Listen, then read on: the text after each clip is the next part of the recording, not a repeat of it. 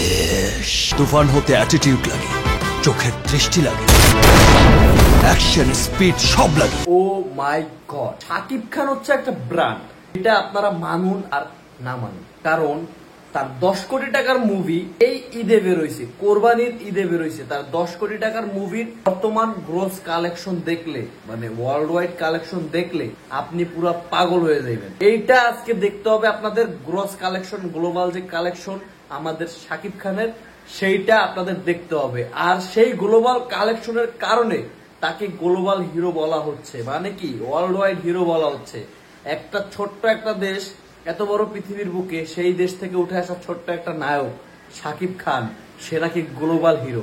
এইটা শোনার পরে নিজের মনটাকে একটা তৃপ্তি দিয়ে ফেলেছি ভাই। কি বলবো, শাকিব খানের নায়কের মতো মুভি এত বড় লেভেলের সুপার হিট হবে বা ব্লকবাস্টার হবে, যেটা বলা সম্পূর্ণ বাহিরে। সো ভিডিওটা না টাইনে একদম মনোযোগ সহকারে দেখো, কারণ ভিডিও লাস্টে থাকতেছে যে শাকিব খানের মুভিতে কত আর্ন হয়েছে। এখন মেইন কথা হচ্ছে শাকিব খানের মুভিটার যে স্টোরি বা যেরকম ডায়লগ ডেলিভারি, সেটা দেখো। আমি একদিন ন্যাশনাল লেভেলে খেলবো।